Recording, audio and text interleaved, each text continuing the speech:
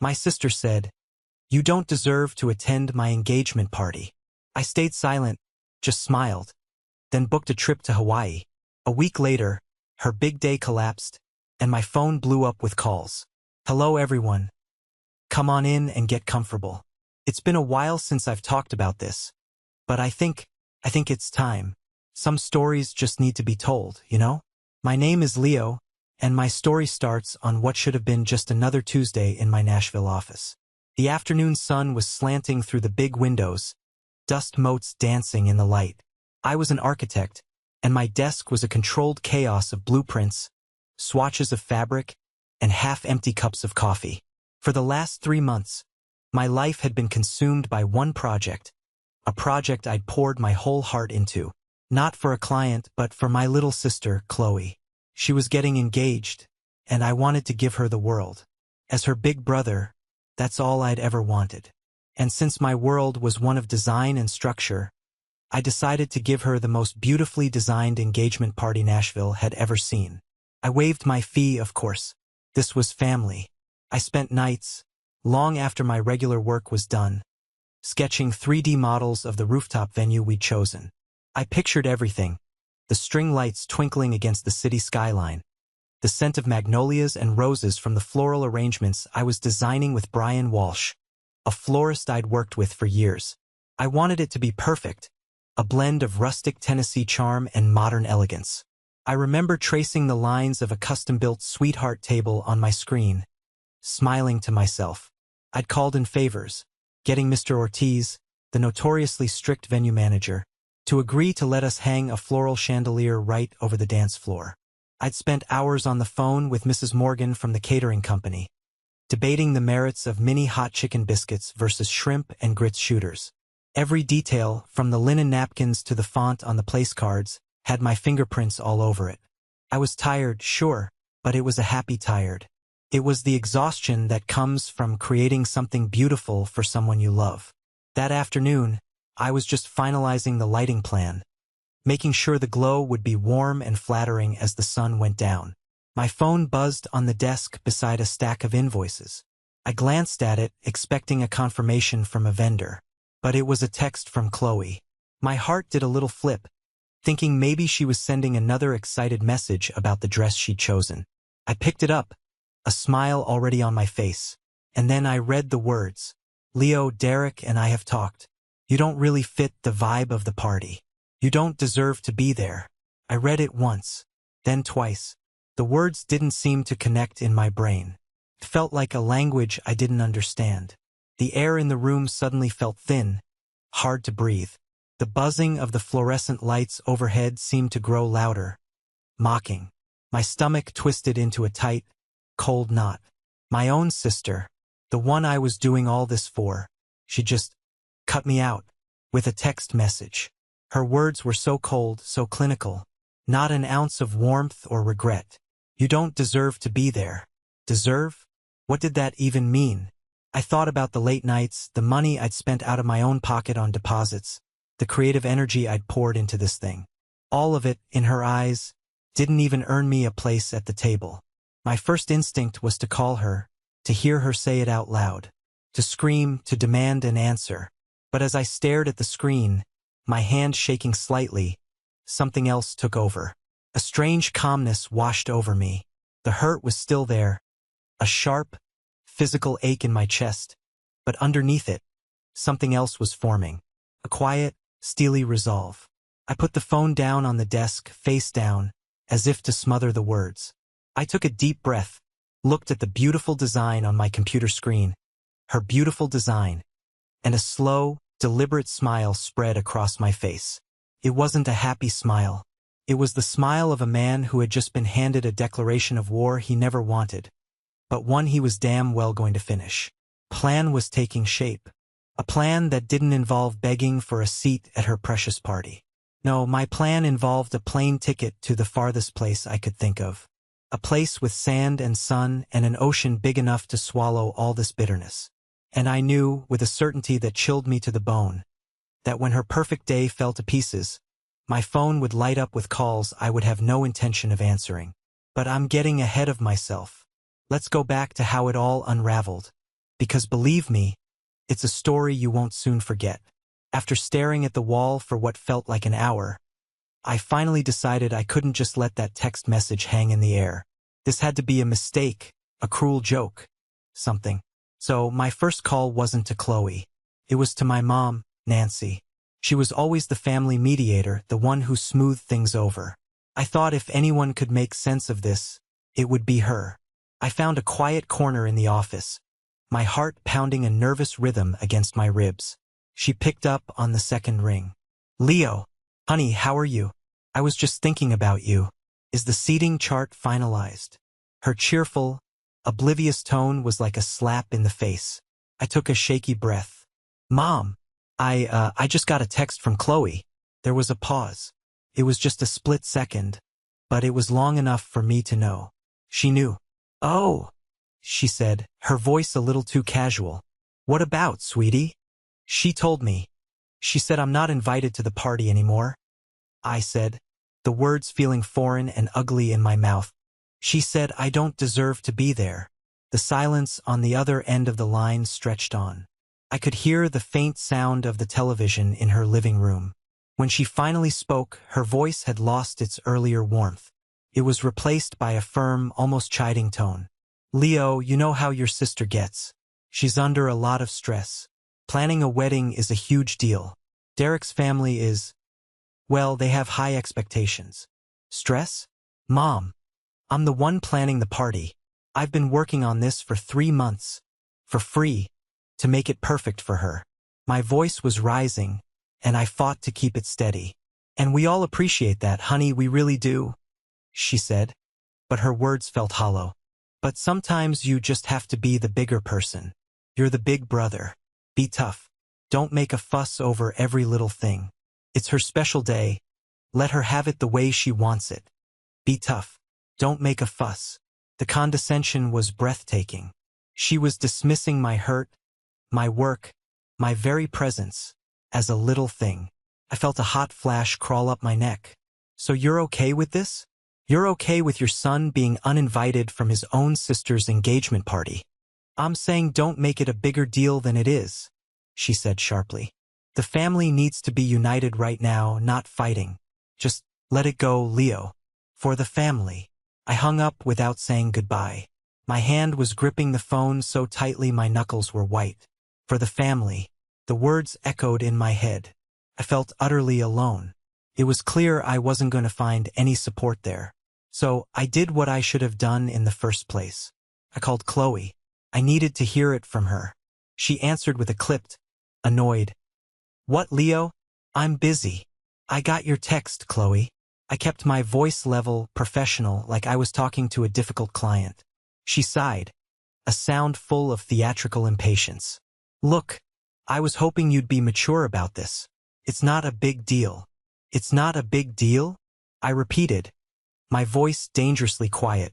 You uninvited me from your engagement party, the one I've designed and planned from the ground up. How is that not a big deal? Okay, fine, she snapped. You want the truth? Derek's friends. They're from a different world. They're investment bankers, people with a certain status. And you, with your art projects and dusty blueprints, you just don't fit in. You'd make us look bad. It would be awkward. I was speechless. My art projects? I was a licensed architect with a growing reputation in this city. I designed award-winning spaces. But in her eyes, I was just some dusty embarrassment. Derek and I want a classy, sophisticated event, she continued, her voice dripping with venomous condescension. And you're just not that. It's not personal, it's just about the image we want to project. I can't have my awkward older brother standing in the corner making my fiancé's high-powered boss feel uncomfortable. Not personal. The phrase hung there between us. She had taken my love, my time, my talent, and thrown it back in my face because she thought I was some kind of social liability. My blood ran cold. The image of her, standing in the beautiful space I had created for her, feeling ashamed of me. It was a wound deeper than any I had ever felt. I see, I said, my voice empty of all emotion. Well, Chloe, I hope your party is everything you want it to be. I ended the call before she could say another word. And in that moment I knew. There was no misunderstanding. This wasn't about stress. This was about cruelty. And my family, the people who were supposed to have my back, were standing right behind her, nodding in agreement. You'd think after those 2 phone calls, things couldn't possibly get worse. You'd think my family might just leave me alone to lick my wounds. But you'd be wrong. 3 days went by. 3 days of me just going through the motions. I'd get up, go to work, stare at the plans for Chloe's party on my screen, and feel absolutely nothing. It was just lines on a page now. The joy was gone, replaced by a hollow ache. I stopped making calls to the vendors. I just stopped. I told myself I needed to process, but really, I was paralyzed. Then, on Friday afternoon, my dad called. Stephen Marshall. My dad is a man who thinks of everything in terms of debits and credits. He's an accountant, and his worldview is a giant spreadsheet. He doesn't do emotions well. Leo, he started, no preamble. No, how are you doing? We need to talk about the engagement gift. I froze, pen hovering over a blueprint. The gift? Yes, he said, his tone all business. Your mother and I have decided that a significant cash contribution would be the most appropriate gesture. Chloe and Derek are planning a luxury honeymoon to Italy, and we think $3,000 from you would be a suitable amount. It's your duty as the older brother. I almost laughed. A bitter, ugly sound. I leaned back in my chair, the leather creaking in protest. Let me get this straight, I said, my voice dripping with an icy calm I didn't know I possessed. You want me to give my sister $3,000 for a party that I am explicitly forbidden from attending? Don't be dramatic, Leo, he scoffed, as if I were a teenager throwing a tantrum. This isn't about the party. This is about family responsibility. It's about showing support. Your sister is starting a new life with a very promising young man. This is your part to play. We all have a part to play. I thought about the small inheritance my grandmother had left me a few years back. Not a fortune, but enough to give me a little security. And my parents knew about it. The timing of this request felt predatory. It wasn't just a gift. It was an obligation they were trying to enforce. Dad, I said, my voice flat, I've done my part. I've given 3 months of my life, my professional expertise which would have cost them a 5-figure sum, and my own money for their party. My part is done. I am not giving them one more dime. His voice hardened. I'm very disappointed in you, Leo. This is selfish. After everything we've done for you, helping with your college fund, supporting your career choice. This is how you repay us? By being petty. He hung up, just like that. It wasn't a negotiation. It was a demand, and I had failed to comply. I wasn't just the embarrassing brother anymore. I was now the ungrateful, selfish son. The weight of it all was crushing. They weren't just pushing me out. They were trying to squeeze every last drop out of me before they did. Later that evening, I was trying to lose myself in some mindless scrolling on my phone. Anything to numb the constant replay of those conversations in my head.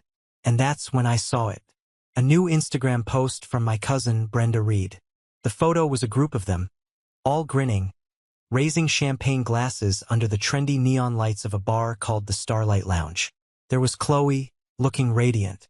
There was Derek, his arm possessively around her. And a dozen of their friends. The caption read, "Celebrating our beautiful bride-to-be. Best bachelorette party kickoff ever. Love you, Chloe and Derek." My stomach plummeted.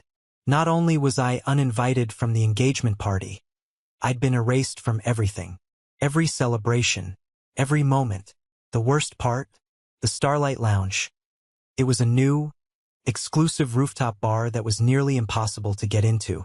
I had used my professional connections, pulled strings with the owner who was a former client, just to get them a reservation for what Chloe had told me was a small dinner with her bridesmaids. It was supposed to be my gift to her for that part of the celebration. And she'd taken it, used it, and then held the party without me. Every smiling face in that photo felt like a personal betrayal. I sent Brenda a quick, simple message, my fingers fumbling on the screen. "Hey, saw your post. Looks fun. Was I supposed to be there?" Her reply was almost instant, and its casual cruelty took my breath away. "Oh, hey Leo. It was just a last-minute thing. Didn't think you'd care. Didn't think I'd care." I closed the app. The phone felt heavy and cold in my hand. They didn't just not want me there. They had completely forgotten I existed. Or worse, they just didn't care. I was a tool to be used for my skills, my connections, my money, and then discarded when I was no longer convenient. The last bit of hope I had that this was all some horrible misunderstanding evaporated. This was intentional. This was systematic. And I was done being their doormat. The next morning, I woke up feeling like I had a hangover, but I hadn't touched a drop of alcohol. It was the emotional exhaustion, the kind that settles deep in your bones and makes every movement feel heavy. I knew I couldn't stay locked in my apartment, stewing in this toxic mix of anger and hurt. I needed to talk to someone who was actually on my side. So I called Sam. Sam Fisher has been my best friend since college. He's a freelance journalist, sharp and cynical and fiercely loyal. If my family was a cold front of judgment, Sam was a warm bonfire of righteous indignation. We met at our usual spot, a worn-down coffee shop halfway between our apartments that smelled of roasted beans and old books. I slid into the booth, dropped the thick folder of party documents onto the table with a thud, and just let it all out. The text message, the phone call with my mom, my sister's cruel words about me being an embarrassment, my dad's demand for $3,000, the Instagram post. I told him everything, my voice low and steady, but fueled by a white-hot anger that had been simmering for days. Sam just listened. He didn't interrupt. He just nodded, his eyes narrowing as he sipped his black coffee. When I finally finished, the whole sordid tale hanging in the air between us, he leaned forward, his expression grim. "Leo," he said, his voice quiet but intense, "I'm going to ask you a question, and I want you to be honest. Why are you still doing any of this? Why haven't you burned that entire folder and walked away?" I hesitated. The thought had crossed my mind, of course, but it felt drastic, unthinkable. "They're my family, Sam," I mumbled, even though the words tasted like ash in my mouth. "You don't just walk away from family." "The hell you don't," he shot back, his voice rising a little, causing a woman at the next table to glance over. "They walked away from you. They used you, insulted you, humiliated you, and tried to bill you for the privilege. That's not family, man. That's a toxic waste dump." He jabbed a finger at the folder on the table. "Open it up. Go on." I reluctantly opened the folder. Inside were copies of all the agreements, the work orders, the confirmations. My careful handwriting was in the margins of every page. "Whose name is on those contracts?" Sam asked, his eyes boring into me. "Who is personally and professionally liable if a vendor doesn't get paid? Who did Mr. Ortiz and Mrs. Morgan make their agreements with?" A slow realization began to dawn on me. "Me," I whispered. "My name is on all of them." "Exactly," Sam said, a grim smile playing on his lips. "You're sitting here feeling powerless, like they hold all the cards. But you're wrong, Leo. You've been so busy trying to prove you're worthy of their love that you haven't realized one crucial thing." He leaned in closer. "You hold all the power. You built this entire thing from the ground up. You're the foundation. And what happens when you pull the foundation out from under a house? It collapses," I said, the words sending a thrilling, terrifying shiver down my spine. "It collapses," he repeated, nodding slowly. "You don't owe them a thing. You don't have to scream or fight or beg. You just stop. You step back. And you let them deal with the mess they created." His words were like a key turning in a lock I didn't even know was there. I had been so focused on the emotional pain that I hadn't considered the practical, logistical reality of the situation. I wasn't just the uninvited brother. I was the project manager, the sole point of contact, the architect of the entire event. Without me, it wasn't just a party without a guest. It was a project without a leader. I looked down at my name, signed in black ink on a contract with the venue. Leo Marshall. It looked different now. Stronger. I felt a rush of clarity, a fog of hurt and obligation lifting from my mind. I wasn't gonna let them walk all over me anymore. I looked up at Sam, and for the first time in days, I felt a genuine smile, albeit a cold one, touch my lips. "You're a genius, Sam," I said. He just grinned. "No, I'm just a friend who's tired of seeing good people get treated like dirt. Now, what are you going to do about it?" Leaving the coffee shop, I felt like a different person. The weight that had been pressing down on my chest was gone, replaced by a surge of adrenaline and a chilling sense of purpose. I walked back to my office not with the slumped shoulders of a victim, but with the determined stride of a man on a mission. Sam hadn't just given me advice. He had given me permission to fight back in the only way that would truly matter. I sat down at my desk, the afternoon light now casting long shadows across the room. I didn't hesitate. I pulled up my email, my fingers flying across the keyboard. I drafted 3 separate emails, one for each of the main vendors. Mr. Ortiz at the venue, Mrs. Morgan for the catering, and Brian Walsh, the decorator. The wording was crucial. I kept it professional, polite, and devastatingly final. To Mr. Ortiz, I wrote, "Dear Mr. Ortiz, please be advised that effective immediately, I will be stepping back from my role as the planner and primary contact for the Marshall engagement party on the 21st. Due to unforeseen personal circumstances, I am no longer involved with the management of this event. All future communications, logistical questions, and final confirmations will need to be directed to my sister, Ms. Chloe Marshall. Her contact information is attached. Thank you for your understanding. Sincerely, Leo Marshall." I copied and pasted the same basic template for the other 2, changing only the names. I didn't offer explanations. I didn't apologize. I simply and cleanly severed the ties. It was like performing surgery, a precise cut to remove a toxic growth. I attached Chloe's phone number and email address to each one. My finger hovered over the send button for a moment. This was it. There was no going back. I took a deep breath and clicked it. 1, 2, 3, done. The silence in my office afterwards was profound. It was the silence of a finished chapter. It didn't take long. Within 15 minutes, my phone rang. It was Mrs. Morgan, the caterer. Her voice was laced with concern. "Leo, I just got your email. Is everything all right? Honey, you're the only one who knows the timeline for the hot appetizers. Your sister won't know what to do." "I'm sure she'll figure it out, Mrs. Morgan," I said, my voice calm. "Thank you for your concern, but my decision is final." Next was a text from Brian Walsh, the decorator. "Leo, you can't be serious.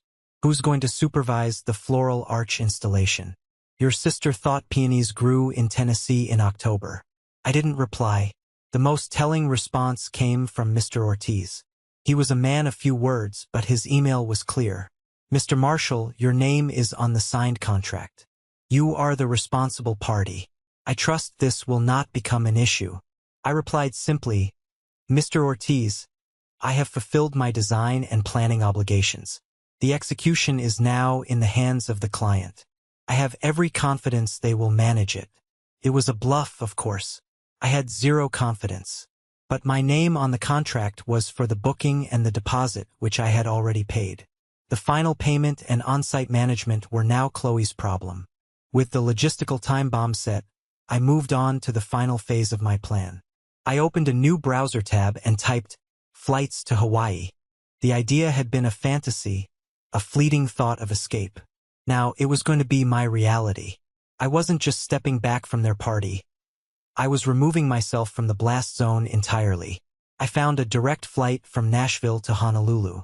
It departed at 7 a.m. on Saturday, the morning of the party. It was perfect. I pictured myself, sitting on a plane, climbing high above the clouds, while down below, my sister was about to discover what happens when you take the architect for granted. I entered my information, my heart pounding with a wild mixture of fear and exhilaration. My finger hovered over the Confirm Purchase button. This was more than just a vacation. This was a statement. This was me choosing myself, choosing my sanity, choosing freedom. I clicked it. The confirmation page loaded. The email with my itinerary pinged in my inbox. It was real. I was going to Hawaii. I leaned back in my chair and let out a long, slow breath I felt like I'd been holding for months. The strings had been cut, and I was finally, truly free. The next few days were strangely peaceful. It was the calm of a decision made, of a path chosen. The constant, low-level anxiety that had been my companion for weeks simply evaporated. I went to work and focused on my actual clients, the ones who valued my expertise and treated me with respect. I found myself enjoying the simple mechanics of my job again, the clean lines of a blueprint, the challenge of a difficult structural problem. My phone was quiet. My family, it seemed, was too busy either ignoring my withdrawal or, more likely, believing in their own arrogance that they could handle everything themselves. They hadn't needed me at the party, right? So surely they didn't need me to run it. Let them think that. The evening before the party, the evening before my flight, I was in my apartment packing. The process was methodical, almost meditative. I laid out a few pairs of linen shorts, some light cotton shirts, my swim trunks. I packed a thick novel I'd been meaning to read for months. It felt surreal, packing for paradise while a storm of my own making was about to break over my family. I folded a blue shirt and placed it carefully in my suitcase. As I did, my phone buzzed on the bed. I glanced over. It was a text from my mom. "Leo, your father tells me you still haven't sent the gift money. Don't be so selfish. This is for your sister." I stared at the message. The sheer audacity of it was almost impressive. Even now, after everything, their primary concern was the money.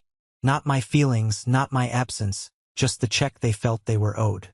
A month ago, that text would have sent me into a spiral of guilt and anger. Now, I felt nothing.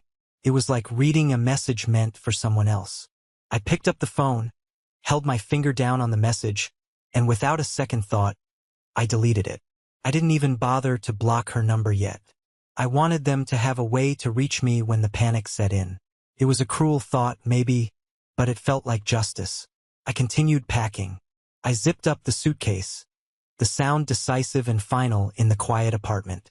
I walked over to my desk and looked at the corner where the folder for Chloe's party used to sit. I had taken it to the office and filed it away in a deep cabinet drawer, buried under old projects. It was a physical act of putting the past behind me.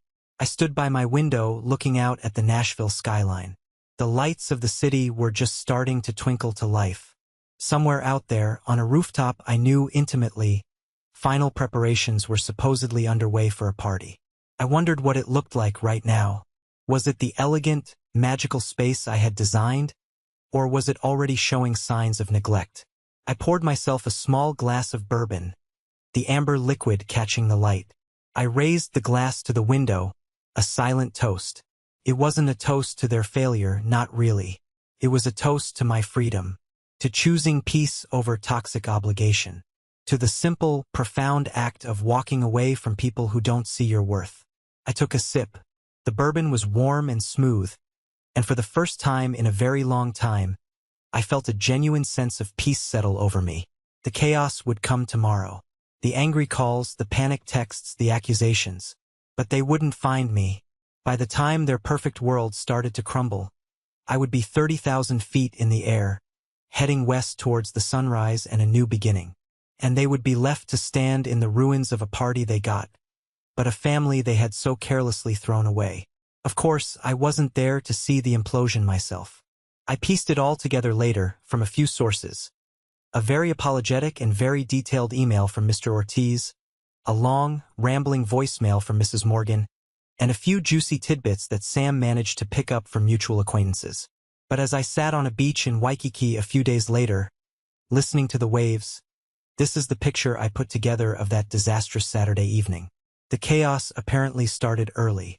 Chloe, believing that the event would magically run itself based on my detailed plans, didn't arrive at the venue until an hour before the guests were scheduled to. She showed up not to supervise, but to get her hair and makeup touched up in the bridal suite. Derek, her fiancé, was even worse. He was at a bar nearby with his groomsmen, pre-gaming, as he called it. Mr. Ortiz, the venue manager, was the first to realize something was terribly wrong. He had my timeline, which called for a final sound check at 4 p.m. and a lighting check at 5 p.m. But with no one there to direct the technicians, They were just standing around, looking confused. The custom floral chandelier, the centerpiece of my design, was still in pieces on the floor because Brian Walsh, the decorator, had no one to sign off on the rigging. He tried calling Chloe. No answer. He tried Derek. It went straight to voicemail. When the guests started to arrive at 6 p.m., they walked into a scene of low-grade panic. Half the tables were missing their centerpieces. The elegant, rustic chic vibe I had planned was nowhere to be seen. Instead, Brian, in a desperate attempt to fill the space, had put out a few sad-looking balloons that completely clashed with the color scheme. Guests were whispering, looking around with confused expressions. Then came the food disaster. Mrs. Morgan, the caterer, was a consummate professional, but she could only work with the information she was given. A week prior, after I had stepped back, Derek had called her directly. He'd made several cost-saving changes to the menu without consulting Chloe, or apparently anyone with taste. He swapped the popular hot chicken sliders for cold, pre-made pinwheel sandwiches. He canceled the shrimp and grit station to save money on a chef. The result was a sad, limp buffet that looked more appropriate for a corporate lunch meeting than a high-end engagement party. Mrs. Morgan told me later she tried to reason with him, but he insisted he knew best, that he wanted a more modern, minimalist menu. The guests were not impressed. The word tacky was reportedly overheard more than once. The breaking point, the moment the entire evening curdled from awkward to catastrophic, happened around 7:30. Chloe, finally emerging from her suite and seeing the state of her party for the first time, reportedly let out a shriek of horror. She marched over to the sad-looking buffet, picked up a pinwheel sandwich with 2 fingers as if it were a dead insect, and turned to find Derek. She found him by the bar, laughing loudly with his friends. According to Sam's source, who was standing nearby, the confrontation was loud, public, and utterly mortifying. "What is this?" Chloe screeched, shoving the sandwich in his face. "This is my party, and it looks like a cheap funeral." Derek, his face red from alcohol and anger, shot back, "Well, maybe if your useless brother hadn't bailed on us, things would be different." "My brother?" she yelled, her voice echoing across the rooftop. "You're the one who told me to uninvite him. You said he was an embarrassment and that you could handle everything. I could have if you weren't so busy getting your picture taken," he snarled. "This is your fault, Chloe. You and your stupid, dramatic family." They stood there, the so-called happy couple, screaming at each other in front of all their friends, family, and Derek's high-powered boss. The party came to a standstill. The music faded. Everyone just stared as the perfect facade they had tried so hard to build crumbled into dust right before their eyes. Guests started to quietly slip away. Mr. Ortiz began directing his staff to start cleaning up, even though the party was supposed to go on for another 3 hours. The beautiful, magical evening I had designed had become a public spectacle of failure and humiliation, and the architects of that failure had no one to blame but themselves. While all of this was unfolding back in Nashville, I was blissfully unaware, sitting in the sterile quiet of the airport terminal. It was 6:30 a.m. The sun was just a pale pink smear on the horizon. I was sipping a lukewarm coffee from a paper cup, watching other travelers hurry past, their faces a mixture of excitement and exhaustion. My phone, which I had kept on silent but not yet on airplane mode, lay face down on the empty seat beside me. I felt a strange sense of detachment, like I was watching a movie of my own life. I knew the party was starting soon. I knew the chaos was likely beginning to bubble, but it all felt a million miles away. Around 6:45, just as they announced pre-boarding for my flight, the phone vibrated. A single, sharp buzz. I glanced at it. A text from my mom. "The party is a mess. Call me now." The tone was no longer chiding or condescending. It was pure panic. I stared at the message, a cold satisfaction spreading through my chest. I didn't reply. I just watched the screen. A minute later, it buzzed again. "My dad. Leo. Where are you? The caterer is saying the order is wrong. Fix this. Fix this. Not please help, but an order." As if I were a disobedient employee. The arrogance was stunning. Then the floodgates opened. The phone began to vibrate continuously, a frantic, desperate dance on the vinyl seat. It was a barrage, a digital assault. A text from Chloe. Leo, where are you? The flowers are wrong, everything is wrong. Another from Chloe. Mr. Ortiz is looking for you, everyone is asking for you, you have to come here. And another, I'm sorry, okay? I'm sorry. Just please come and fix this. I'm begging you. The all caps, the frantic punctuation. I could almost hear the shrill panic in her voice. It was the sound of a spoiled child who had finally broken her favorite toy and realized no one was going to buy her a new one. Then the call started. My mom's face popped up on the screen. I silenced it. Then my dad. Silenced. Then Chloe over and over again. I watched her picture appear and disappear.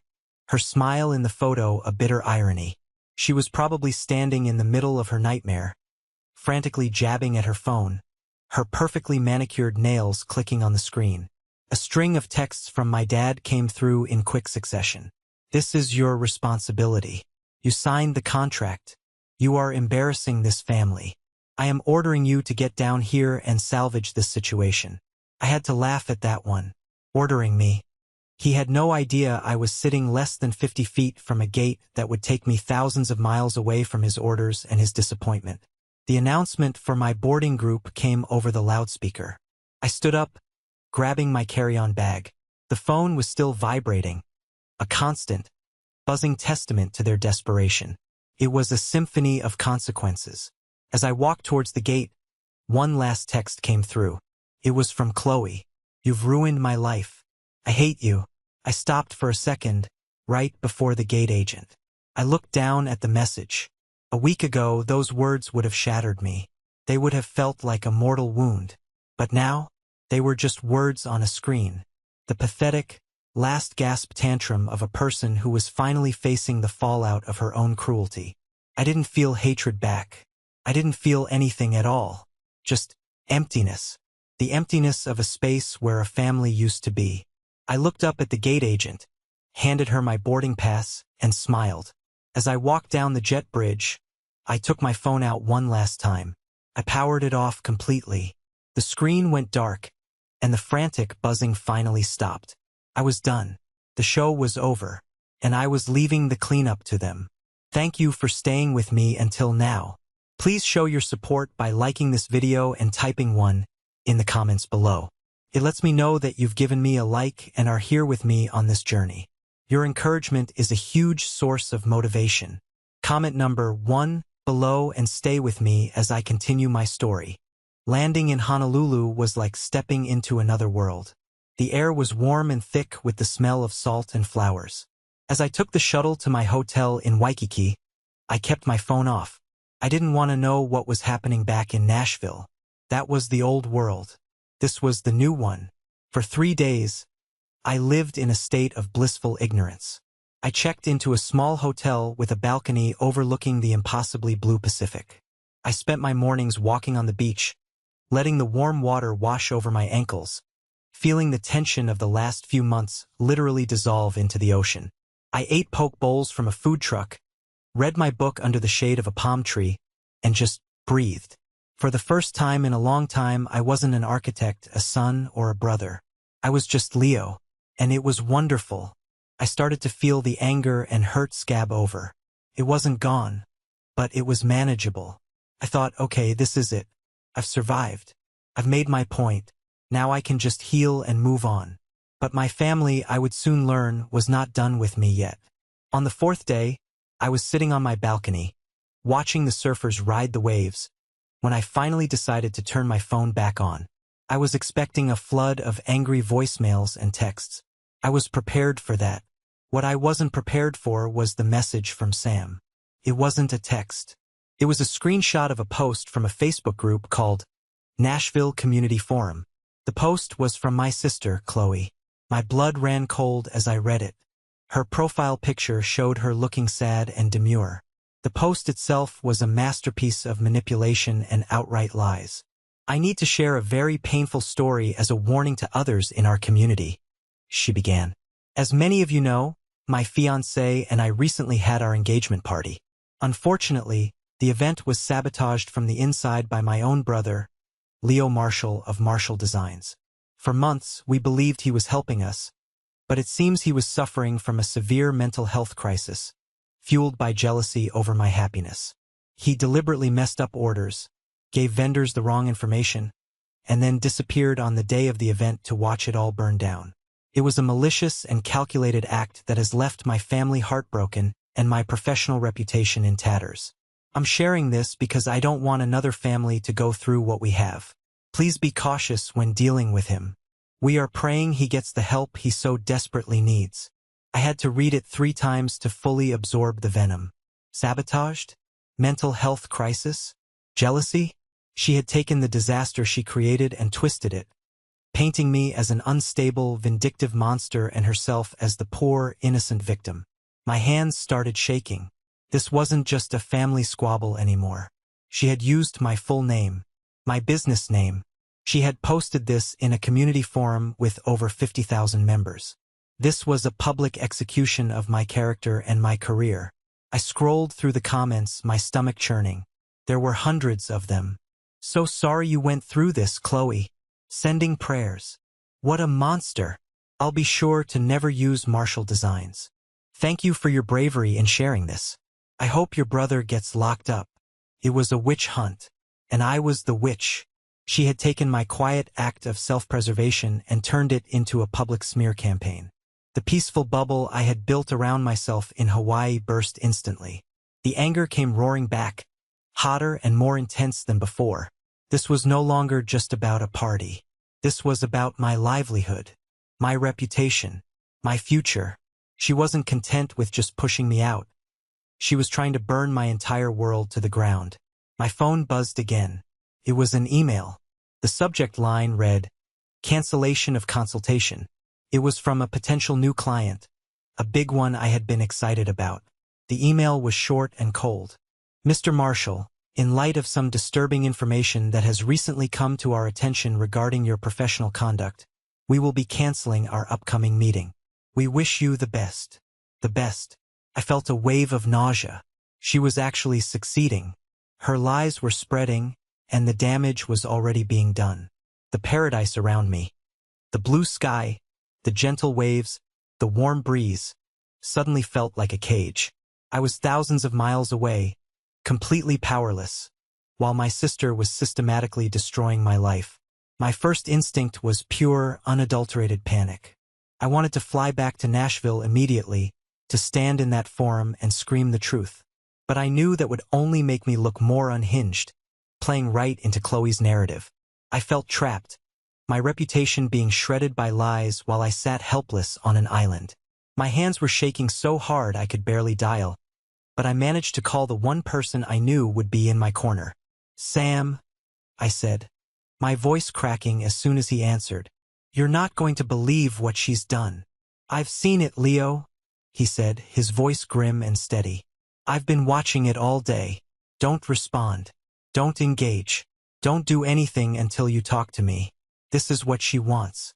She wants you to have a public meltdown." Sam's calmness was the anchor I desperately needed. He was right. A frantic, emotional response was a losing game. This wasn't a family fight anymore. It was a public relations war, and I needed a strategy. "What do I do, Sam?" I asked, my voice barely a whisper. "She's telling people I'm mentally ill. She's ruining my business." "We fight back," he said, and I could hear the determination in his voice. Not with emotion, but with facts. Cold, hard, verifiable facts. "You're the architect, right? You have the blueprints. You have the paper trail." Over the next 2 hours we talked, planned, and strategized. Sam, with his journalist's brain, was methodical. He told me to go back through every email, every text, every invoice related to the party. He wanted a timeline. He wanted evidence. While I was doing that, he said he would make a few calls. He wouldn't tell me to whom, just that he had a few contacts in the industry who value professionalism above all else. So that's what I did. I spent the rest of my day in Hawaii, not on the beach, but hunched over my laptop in my hotel room. I compiled everything. My initial proposal to Chloe, the countless emails confirming details, the invoices I had paid out of my own pocket, the texts where she praised my work before Derek got in her ear. I even found the text where I had sent her the details for the reservation at the Starlight Lounge. It was a mountain of evidence that proved I had been nothing but a dedicated, professional, and loving brother. I sent it all to Sam in a zipped file labeled, The Truth. Meanwhile, Sam was working his magic. He reached out to Mr. Ortiz, Mrs. Morgan, and Brian Walsh. He introduced himself as a freelance journalist working on a story about event planning in Nashville. He didn't even have to mention my name at first. He just asked them about their experience with the Marshall engagement party. He called me back that evening. "It's better than I thought," he said, a note of triumph in his voice. "They're all furious. Not at you, but at your sister and her fiancé. They felt their professional reputations were tarnished by that disaster. They're more than willing to talk, as long as I keep their names out of it to avoid a messy lawsuit." Mr. Ortiz had apparently told Sam, Leo Marshall's plans were meticulous. The failure of that event was a catastrophic failure of on-site management by the client. Mrs. Morgan had detailed how Derek had overridden her professional recommendations and insisted on the cheaper, terrible food. Brian had a string of unanswered texts to Chloe from the day of the party. Sam spent the next day writing. He didn't write an angry Facebook post. He wrote a polished, professional article.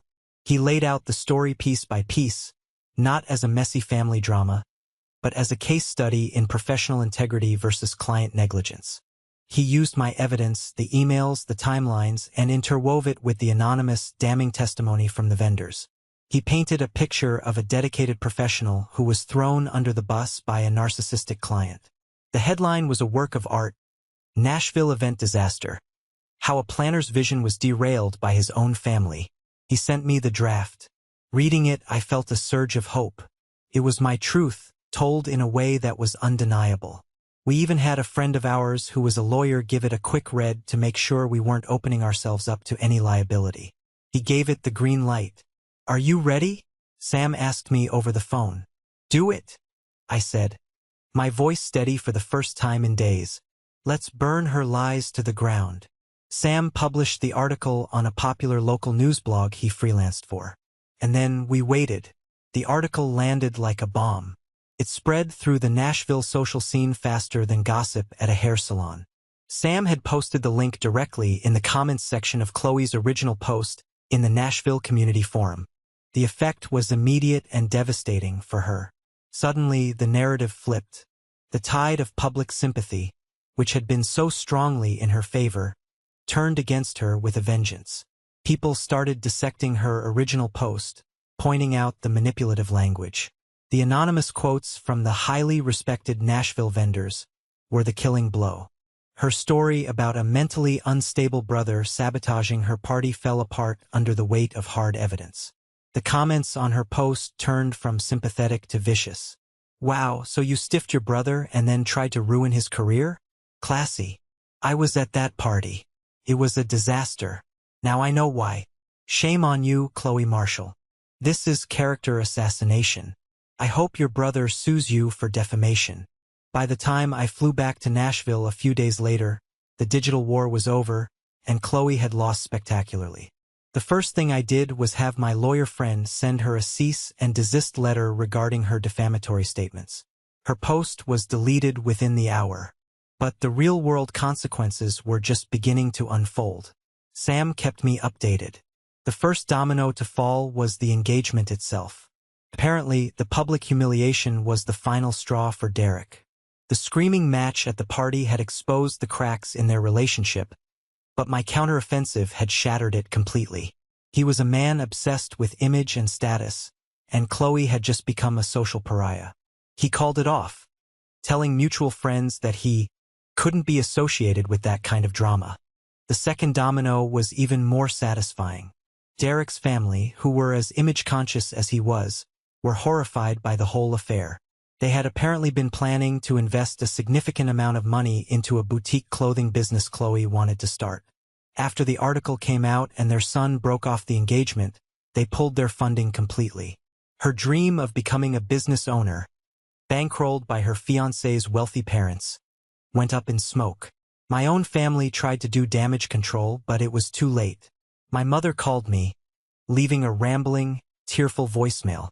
"Leo, this has gone too far," she cried. "Your sister is heartbroken. You're tearing this family apart. You need to stop this." Stop what? I hadn't done anything but defend myself with the truth. The fact that she still saw me as the aggressor told me everything I needed to know. I deleted the voicemail without a second thought. My dad sent a curt text, "We need to meet. This has affected my business connections." I didn't reply. Their attempts to guilt and command me had lost all their power. The most potent form of karma, however, came from the professional community. The story of the party became a cautionary tale among Nashville's event industry. The vendors I had worked with, now fiercely loyal to me after I had been vindicated, quietly spread the word. The Marshall family, and Chloe in particular, became known as clients from hell. No reputable florist, caterer, or planner would touch them. Their social standing, which they had so desperately tried to elevate by casting me out, was now in the gutter. I didn't feel a rush of triumphant joy. I didn't gloat. What I felt was a profound sense of relief. Quiet, deep satisfaction. It was the feeling of a great weight being lifted, of a skewed world finally righting itself. I had weathered the storm. I had stood my ground, armed with nothing but the truth, and I had won. I hadn't sought revenge, not really. I had simply demanded respect. And in the end, the world had given it to me, while the people who tried to deny me that respect were left with nothing but the bitter taste of their own consequences. I started to understand that the best revenge isn't loud and fiery. It's quiet, decisive, and best served by simply letting people lie in the beds they've made for themselves. In the weeks and months that followed, something strange and wonderful began to happen. The story, which I thought would be a permanent stain on my professional life, turned into the complete opposite. It became my calling card. Instead of being seen as unstable or problematic, I was seen as a man of integrity, a professional who wouldn't compromise on quality and who had the guts to stand up for himself. My phone started ringing again, but this time, it wasn't with panicked calls from my family. It was with calls from potential clients. The first big one was from the organizers of a major local music festival. The head organizer, a formidable woman named Sarah, met me for coffee. "I read that article about you," she said, stirring her cappuccino. "Frankly, I was impressed. Anyone who can keep their cool and use facts to dismantle a smear campaign like that is someone I want managing my $250,000 staging budget." We signed a contract that day. It was the biggest project of my career. After that, the floodgates opened. A young couple who were planning their wedding reached out. "We want to work with someone who values honesty," the bride-to-be told me. "After reading your story, we knew you were our guy."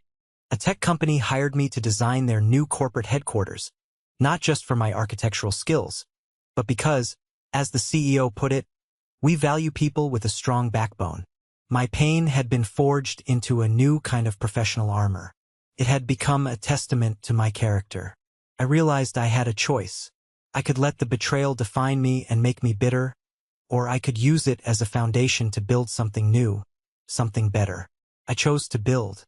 My little one-man operation, Marshall Designs, started to grow. I couldn't handle all the work myself anymore. 6 months after the Hawaii trip, I hired my first employee, a bright young architectural graduate named Maria. A few months after that, I hired a project manager. I leased a small, sunlit office in a renovated warehouse downtown, not far from the rooftop where my life had taken such a dramatic turn. I made a promise to myself that my company would be the antithesis of the toxic environment my family had created. We operated on principles of respect, transparency, and mutual support. There was no backstabbing, no drama. We celebrated each other's successes. When we made mistakes, we owned them and fixed them together. My business wasn't just a way to make a living. It was my sanctuary. My personal life began to heal as well. I reconnected with friends I had neglected during the months I was consumed by the party planning. And I met someone. Her name was Clara, a landscape artist with a kind smile and a calm, gentle energy that was a balm to my soul. On our third or fourth date, I told her the whole story. I laid it all out, expecting her to maybe see me as damaged goods. She just listened patiently, and when I was done, she reached across the table and took my hand. "It sounds like you went through hell," she said softly. "But what I hear is a story about a man who found his own worth. That's not baggage, Leo. That's strength." Looking back, the irony was staggering. By trying to declare me unworthy, by trying to cast me out, my family had inadvertently propelled me to a level of success and happiness I had never imagined. They thought my worth was tied to their approval.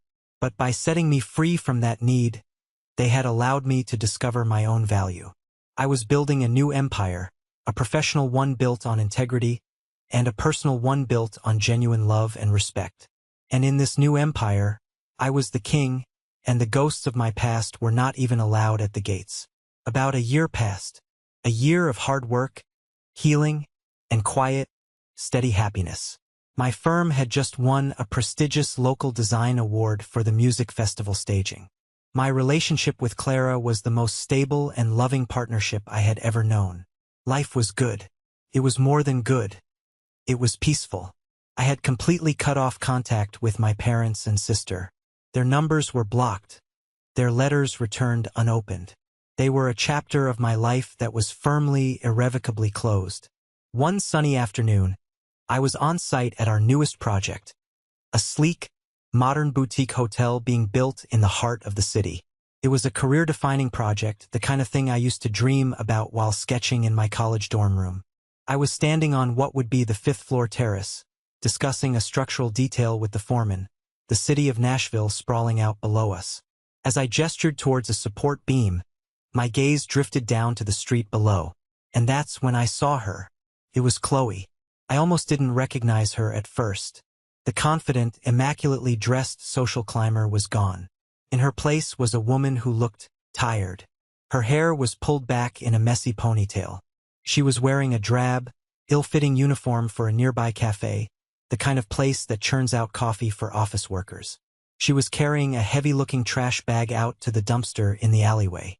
She paused for a moment, pushing a stray strand of hair out of her face, and her shoulders slumped with a weariness that seemed to go soul-deep. The arrogance was gone. The condescension was gone. All that was left was a hollowed-out exhaustion. Our eyes didn't meet. She had no idea I was hundreds of feet above her, watching from the terrace of a building that represented everything I had built since she tried to tear me down. A strange feeling washed over me. It wasn't triumph. It wasn't pity. It wasn't even anger. It was nothing. Just a quiet, detached acknowledgement of a life that was no longer connected to mine. She was just a person on a street, living out the consequences of her choices, just as I was living out the rewards of mine.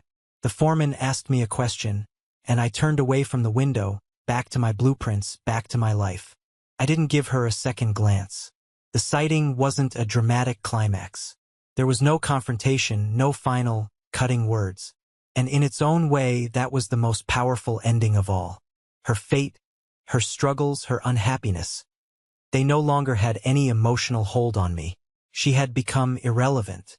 As I drove home that evening, the setting sun painting the sky in hues of orange and pink, I thought about the lesson I had learned. I had spent so much of my life believing that family was an unbreakable bond, an unconditional source of love and support. But I had learned the hard way that sometimes, family is just the people you happen to share blood with.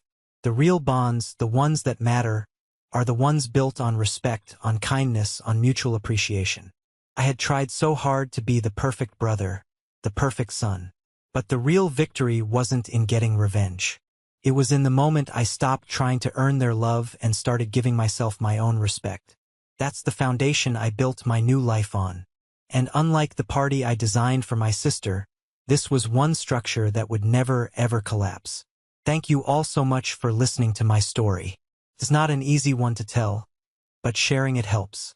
I have to wonder, have any of you ever had to make the difficult choice to walk away from family to protect your own peace? Let me know your thoughts in the comments below. Your stories and your support mean the world. And if you found some strength in my story, I'd be so grateful if you'd hit that like button and subscribe for more. Take care of yourselves.